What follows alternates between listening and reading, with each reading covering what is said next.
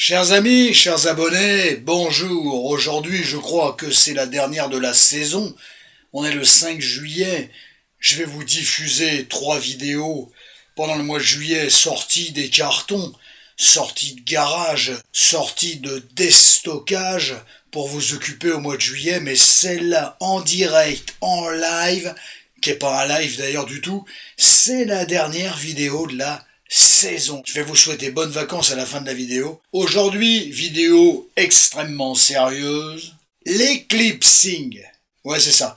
Mais avisé d'un autre thème, on va faire 2 en 1. C'est pas 2 à 1, hein, c'est 2 en 1. 2 à 1, c'est pas le championnat d'Europe, on est en plein dedans en ce moment. 2 à 1, 2 en 1, pardon. C'est le wok fishing. Ne tombez pas dessus en disant ouais, ça veut dire quoi en français et tout. C'est à moi que vous allez faire le procès d'un truc en anglais, à moi, qui parle pas un foutre mot d'anglais. J'ai rien contre les Anglais, j'ai rien contre personne, de toute manière par principe, mais j'ai rien contre les Anglais, mais je comprends pas un mot d'anglais. Alors venez pas me faire le procès à moi d'un mot en anglais, c'est pas de ma faute si on les appelle comme ça en anglais, et qu'ils n'ont pas alors pendant en français ou dans une autre langue, voilà. Mais fondamentalement les petits amis, j'y suis pour rien. L'eclipsing et le wok fishing. Alors, c'est quoi ces histoires? C'est des techniques de drague 2.0. L'eclipsing, c'est du sérieux. Le wok fishing, c'est du sérieux. L'eclipsing, c'est la version édulcorée du wok fishing. C'est un peu plus arrondi. C'est quoi l'histoire? Rencontre, appli de rencontre en règle générale. Alors, vous voyez, vous discutez en visio, vous discutez en virtuel, vous discutez en réalité, j'en sais rien. Faites gaffe. Pourquoi faites gaffe? Parce que c'est typiquement l'eclipsing ou le wok fishing. C'est toute la différence entre les deux expressions, eclipsing et wok fishing. Ne faites toujours pas le procès. Wok fishing, j'ai dit. Wok fishing, voilà, tu sens le mec qui parle vachement bien anglais, qui maîtrise l'anglais, mais laisse tomber. La composition de l'équipe d'Angleterre en foot, je peux plus ou moins vous la faire. Mais me demandez pas plus que ça. Bon, l'histoire, c'est quoi? L'histoire, elle naît souvent des applis. Moi, on me l'a raconté. Alors, je l'ai dit ceci d'emblée. Eclipsing, c'est le gars ou la nana qui se met en retrait, qui met donc qui il est ou qui elle est en retrait, donc organise son rapport à vous en fonction de vous, pas en fonction de lui. Donc, c'est pas honnête. On est d'accord? Donc, se laisse éclipser par vous. Tout ce qu'aime la personne, ou tout ce que sont ses caractéristiques, sont mises en retrait. Voilà. Le mec vous fait croire qu'il est fan d'un chanteur, alors qu'en fait il s'en fout, mais parce que vous l'aimez bien ce chanteur. Il aime pas telle série, mais il le dit pas, surtout quand il voit que c'est votre série favorite, voilà. Ça se fait hop. Bon. C'est facile de vous vendre que le mec il mange bio, ou qui mange pas de viande, ou ainsi de suite, voilà. C'est facile de vous le vendre. Ça se trouve le mec, voilà, il vous vend ça, et derrière il se tape un triple hamburger avec 3 steaks hachés, bourré de sauce. Voilà, ils sont jeunes, faut être jeune pour bouffer de la sauce, je vous le dis tout de suite. Pourquoi le gars il fait ça, ou la nana? Alors il y a plusieurs raisons, on va y revenir, mais avant d'y revenir, je vais différencier l'eclipsing du wok fishing. Et le wok fishing, ça vient de wok et de fishing. La personne, homme, femme, peu importe, met en retrait ses principes, ses valeurs, sa vision de la vie, ses propres convictions, ses opinions, notamment politiques, sociales, sociétales, ses valeurs, les valeurs auxquelles il croit, en retrait. Tout ça est mis en retrait. Fondamentalement, le gars ou la nana, elle est comme vous. L'écologie à outrance, alors qu'en fait le mec pas du tout, il en a rien à foutre, ou la nana, il a une ouverture, une tolérance exacerbée, alors qu'en fait c'est tout l'inverse, alors qu'en fait le gars ou la nana elle est totalement intolérante. Sur la sexualité, le gars ou la nana te le vend fidélité absolue, alors qu'en fait tu découvres au bout de 2 mois qu'il y a 3 ou 4 nanas là-dedans, 3 ou 4 mecs. La protection des animaux, le mec ou la nana te le vend, il y a que ça devant les animaux, alors qu'en fait tu t'aperçois qu'il n'y en a rien à foutre. L'écologie, la même, vive l'écologie, faut protéger, moi j'utilise pas de papier, faut protéger les arbres de l'Amazonie. En fait le mec il te déchire 10 feuilles de papier pour t'écrire à la moitié d'un mot. Le mec, pour te séduire, il se prétend féministe. Le mec, il n'y a pas plus patriarcal que lui. Une vision péjorative des choses, des femmes notamment, ce qui est un véritable drame, mais Clevant en tant que féministe, bon, de toute façon, méfie-toi toujours de quelqu'un qui te vend quelque chose. Voilà, personne n'a rien à te vendre à la base. Voilà, on échange, on vend rien, on échange, on troque pas, on vend rien, on échange. Il n'y a rien à vendre. C'est ça qui est agréable. Quand tu sens qu'il y a un mec qui a envie de te vendre un truc ou une nana qui a envie de te vendre un truc, ça se voit, ça se sent. Tu sens il y a un malaise là-dedans. Alors, toute la question c'est interaction ou utilisation. Interaction, c'est un moyen de rentrer en contact avec l'autre, quitte effectivement à édulcorer un peu le propos pour séduire l'autre. C'est vieux comme le monde. Fake, c'est je raconte des conneries, je veux épingler l'autre à mon tableau de chasse, une fois que j'ai eu l'autre, je m'en débarrasse. Fake. Et ça, pour le savoir, c'est très difficile. Laissez parler l'autre.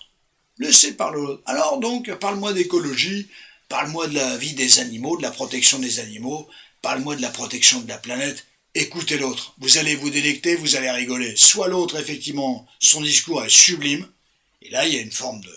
Attention, il y a des gens très habiles, hein.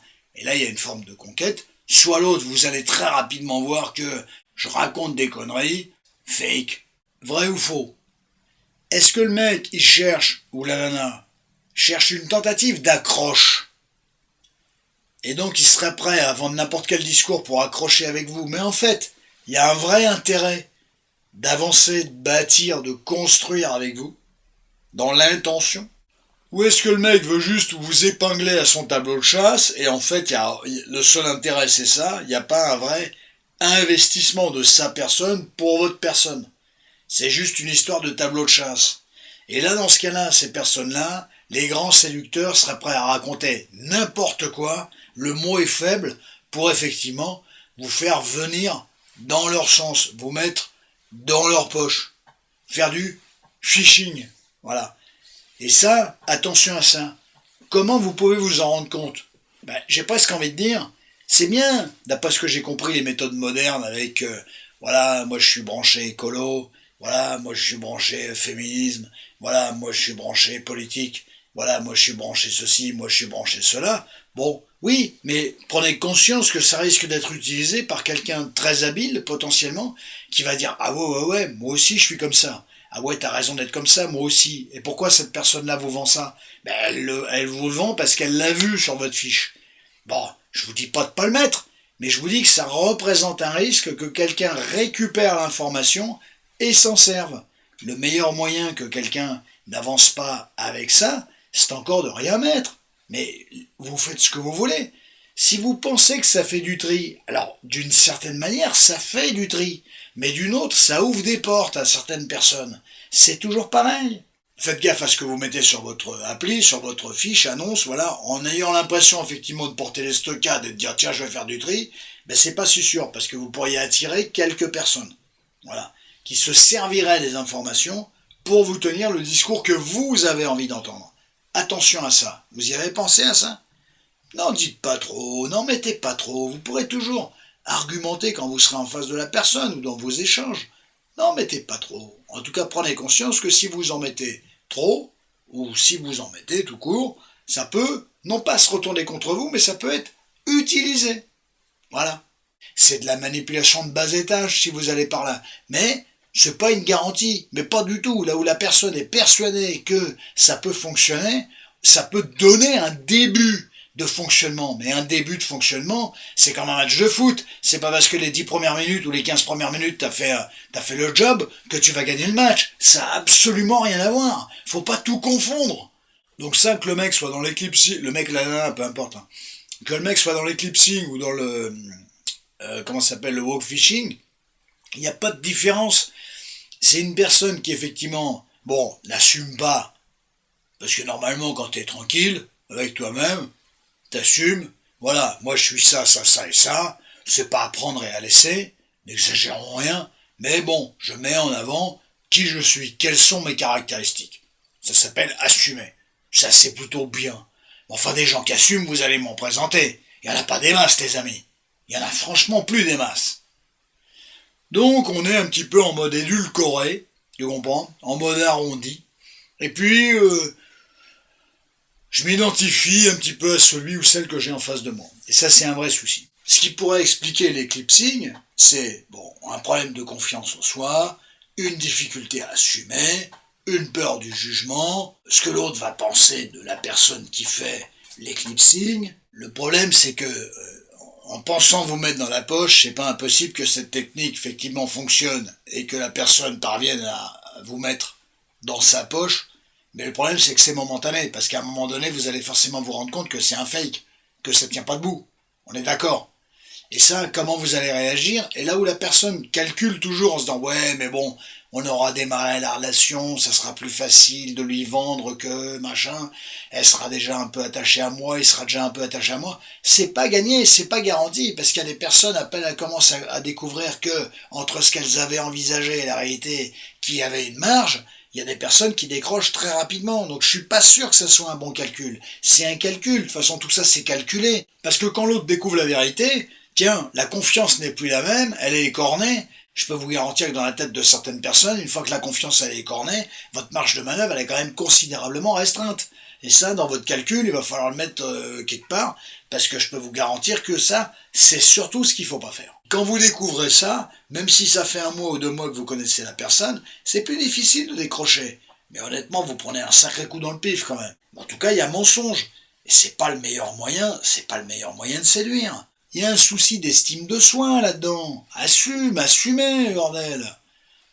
Ça passe ou ça passe pas. De toute façon, si vous avez une bonne confiance en vous, une bonne estime de vous-même, ok, ça marchera pas avec le mec ou la nana, ça remettra pas tout en cause, l'édifice va pas s'effondrer, on va pas retirer la clé de voûte et tout va se casser la gueule. Non, dommage, tant pis, elle me plaisait bien, il me plaisait bien, mais the show must go on, profitez-en, moi qui parle pas un mot d'anglais. Or, les personnes qui jouent gros, qui jouent tout sur une personne et ainsi de suite, et qui fake et qui mentent et ainsi de suite, ça c'est la catastrophe. C'est le mauvais calcul. Et puis d'ailleurs, vaut mieux perdre en ayant joué son jeu que de perdre en ayant joué le jeu qui pouvait hypothétiquement convenir à l'adversaire pour l'emberlificoter. En plus, ce qui est quand même incroyable, c'est même un paradoxe. Je sais très bien que l'être humain, c'est un paradoxe sur pattes. On voulait absolument refuser l'idée de pas plaire, la personne prend le risque de pas plaire, voire même de déplaire, voire même d'être rejetée. C'est ça qui est incroyable. C'est ça le paradoxe de l'être humain, l'un des paradoxes de l'être humain. Je veux plaire, je veux mettre en place un système pour plaire. Mais finalement, in fine, je peux me prendre un retour d'une boomerang où je serai plus rien pour la personne. Si tu veux plaire, sois toi-même. C'est le seul moyen. Et puis cherche pas à séduire, cherche pas à séduire. Le seul moyen d'être accepté, cherche à être accepté. Voilà, tout simplement, sois toi-même. Tu seras accepté. Ça sera déjà beaucoup. Cherche pas à plaire. Tu vas déplaire. Tu vas faire le... Ça va pas aller, ça. Cherche pas à plaire. Cherchez pas à plaire outre mesure. Voilà, vous allez faire des trucs qui... C'est pas vous. Ça va pas fonctionner. Vaut mieux être paisible avec une idée un petit peu dérangeante, faut voir l'idée, hein, plutôt que tenir le discours à l'autre uniquement pour conserver l'autre. Ça tient pas debout. De toute façon, si le mec ou la nana, il est accroché sur toi, il sera content d'aller regarder le match de foot avec toi, ou ta série, ou ton truc, machin. C'est l'histoire d'échange. Voilà.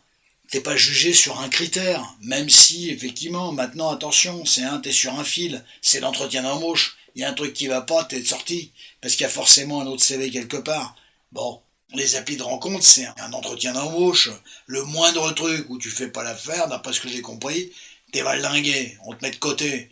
C'est un peu le problème. Donc finalement, d'une certaine manière, le gars ou la nana, ils auraient tellement peur de se faire valdinguer qu'ils vous tiendraient, ils feraient du bachotage, ils vous tiendraient le discours que vous avez envie d'entendre. Non mais comme quoi, l'éclipsing ou le walk-fishing, ça serait induit par la manière dont les gens se dézinguent dans la rubrique échange ou dans les rencontres via les applis de rencontre. Voilà. Donc faut pas s'étonner à ce que les gens tentent de subterfuger pour s'en sortir, pour surnager en fait si vous voulez. La peur du jugement, vous pourrez pas l'éviter. Je suis pas sûr que ça soit en faisant ces deux techniques-là que ça va fonctionner.